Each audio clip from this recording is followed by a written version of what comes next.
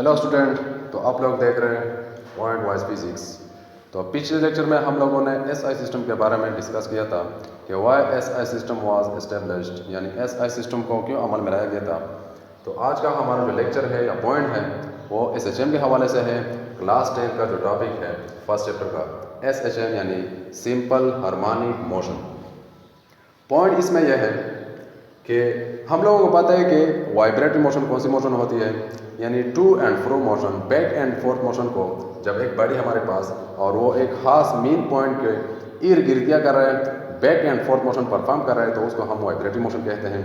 तो this is the special type of vibratory motion. SHM जो है ये वाइब्रेटरी मोशन की एक खास टाइप है जिसमें एक खास बात होती है। वो बात यह है कि the motion in which acceleration is directly proportional to the displacement.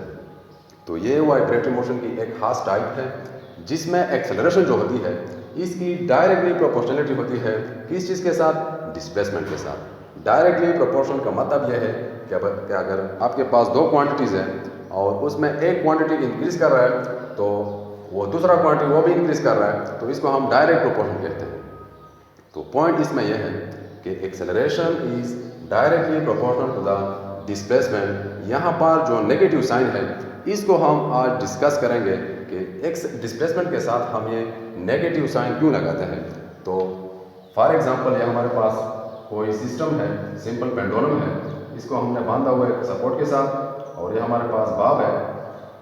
जब ये बाब एट रेस्ट में होता है तो there is no acceleration, no displacement. After that इसके बाद जब हम इसको डिस्प्लेस करते हैं, यहाँ तक ले जाते हैं, तो ये हमने क्या किया, हमने एक्सटर्नल फोर्स इस पे अप्लाई की। एक्सटर्नल फोर्स अप्लाई करने से ये क्या होगा, ये डिस्प्लेस होगा।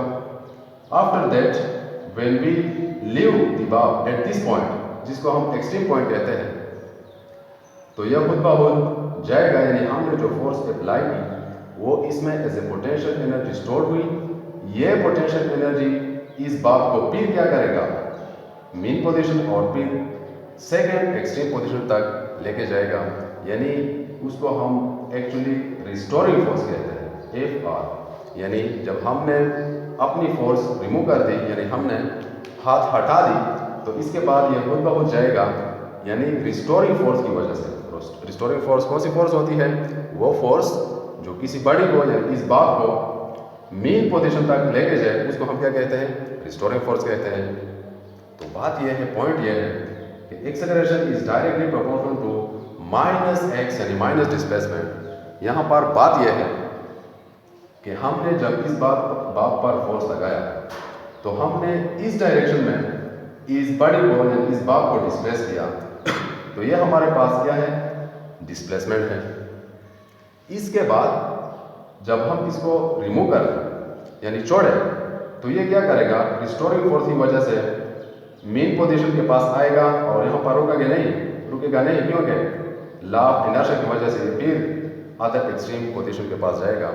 क्योंकि लॉ ऑफ इनर्शिया की वजह से, जिसको हम न्यूटन फर्स्ट लॉ कहते हैं, वो ये कहता है कि अगर एक बॉडी मोशन में है तो वो मोशन को बरकरार रखेगा, अगर कोई बॉडी रेस्ट में है तो वो रेस्ट में ही होगा, unless some external force acts on the body. तो जब हमने इसको डिस्प्लेस किया तो हमारे पास एक्स डिस्प्लेसमेंट हो गया, यानी डिस्प्लेसमेंट जो है वो इस डायरेक्शन में हो गया। इसके बाद जब हमने इसको रिमूव किया, छोड़ा, तो रिस्टोरिंग फोर्स की वजह से ये क्या करेगा, इसमें एक्सेलरेशन क्रिएट होगा। और जाहिर बात है कि आप देख रहे हैं कि डिस्प्लेसमेंट इस डायरेक्शन में है और रिस्टोरिंग फोर्स की वजह से इस बाब में जो एक्सेलरेशन पैदा हुआ है वो हमारे पास इस डायरेक्शन में है। तो फिजिक्स में हम नेगेटिव साइंस अक्सर डायरेक्शन के लिए क्या करते हैं, इस्तेमाल करते हैं। तो यहाँ पर डिस्प्लेसमेंट और एक्सेलरेशन ये दोनों अपोजिट डायरेक्शन में है। आप देख रहे हैं कि हमने इस बाब पर जो फोर्स लगाया, उस फोर्स के नतीजे में इस बॉडी ने जो डिस्प्लेसमेंट काउंट की वो हमारे पास एक्स है। इसके बाद जब हमने छोड़ा इसको, तो रिस्टोरिंग फोर्स की वजह से इसमें जो एक्सेलरेशन क्रिएट हुआ वो हमारे पास ए है, और आप देख रहे हैं कि इसकी डायरेक्शन उधर है, यानी टुवर्ड द मीन पोजीशन है, और डिस्प्लेसमेंट डायरेक्शन जो है वो away from the mean position है। तो ये दोनों अपोजिट डायरेक्शन है। और फिजिक्स में जब भी दो बॉडी की अपोजिट डायरेक्शन हो तो अपोजिट डायरेक्शन के लिए हम नेगेटिव साइन क्या करते हैं, इस्तेमाल करते हैं।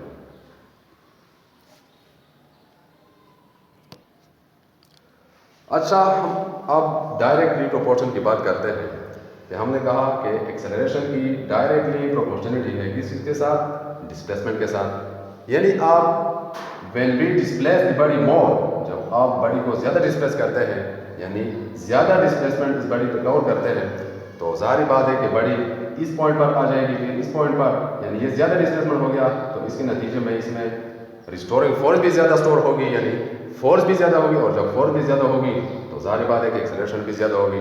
तो डायरेक्ट का मतलब ये है कि जब एक क्वांटिटी इंक्रीज़ कर रहा हो तो इसके साथ साथ वो दूसरी बॉडी वो भी इंक्रीज़ कर रहा हो, दूसरी क्वांटिटी भी इंक्रीज़ कर रहा हो, तो इसको हम डायरेक्ट रिलेशन कहते हैं।